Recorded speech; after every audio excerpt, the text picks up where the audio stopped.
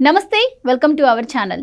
ఆంధ్రప్రదేశ్ రాష్ట్రానికి పెట్టుబడులు వెల్లువెత్తుతున్నాయి. నిన్న కాక మొన్న హెచ్సిఎల్ కంపెనీ అమరావతిలో తన కార్యకలాపాలను విస్తరించుకునేందుకు ముందుకొచ్చింది. ఏపీలో విస్తరణ ద్వారా మరో 5,500 మందికి ఉద్యోగాలు కల్పించాలని లక్ష్యంగా పెట్టుకున్నట్టు కంపెనీ ప్రతినిధులు తెలిపారు. ఫేజ్ 2లో భాగంగా నూతన కార్యాలయ భవన నిర్మాణం చేపట్టి మరో 10,000 మందికి ఉద్యోగాలు కల్పిస్తామని చెప్పారు. ఈ కంపెనీ టీడీపీ గత హయాంలోనే అమరావతిలో కార్యకలాపాలు ప్రారంభించినప్పటికీ జగన్ ప్రభుత్వ తీరు కారణంగా విస్తరించలేకపోయింది. ఇప్పుడు అన్ని రకాలుగా అనువైన ప్రభుత్వం రావడంతో హెచ్సిఎల్ కంపెనీ తన పెట్టుబడులను అమరావతిలో విస్తరిస్తోంది. ఇది కాక ఇప్పుడు పునరుత్పాదక ఇంధన పెట్టుబడులకు ఉత్తమ కంపెనీల్లో ఒకటిగా ఉన్న కంపెనీ ఏపీకి రానుంది.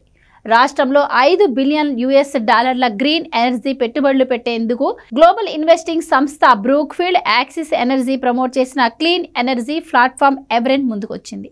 బ్రూక్ఫీల్డ్ యాక్సిస్ యాజమాన్య బృందం ఏపీ సచివాలయంలో ముఖ్యమంత్రి చంద్రబాబుతో పాటు ఇంధన శాఖ మంత్రి గొట్టిపాటి రవితో సమావేశమైంది.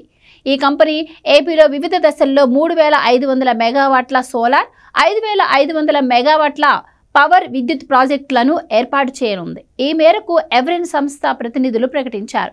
వీటిలో 3,000 మెగావాట్ల ప్రాజెక్టులకు ఇప్పటికే రాష్ట్రంలో శంకుస్థాపన జరిగింది.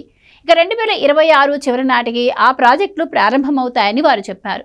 పునరుత్పాదక ఇంధన పెట్టుబడుల ప్రణాళికలే కాకుండా ఇంటిగ్రేటెడ్ మాడ్యూల్ తయారీ, పంప్డ్ స్టోరేజ్, బ్యాటరీ స్టోరేజ్, ఈ మొబిలిటీ, గ్రీన్ అమోనియా వంటి వాటి రంగాల్లో కూడా ఎవరెంట్ సంస్థ ఆసక్తి కనబరుస్తోంది. ఏపీ ప్రభుత్వం ఇలా తనదైన శైలిలో పాలన సాగిస్తూ ఉండడం పట్ల ప్రజలు సైతం హర్షం వ్యక్తం చేస్తున్నారు. గత ప్రభుత్వంలో ఇలాంటి పెట్టుబడుల వార్త చాలా అరుదుగా మాత్రమే వినపడేది. అది కూడా ఆదానికి సంబంధించిన వార్తలు అప్పుడప్పుడు వస్తూ ఉండేవి. కానీ వివిధ రంగాలకు ప్రాధాన్యం ఇస్తూ చంద్రబాబు ప్రభుత్వం పెట్టుబడులను విస్తరిస్తూ ఉండడం పట్ల ప్రజలు సైతం ఆనందం వ్యక్తం చేస్తున్నారు.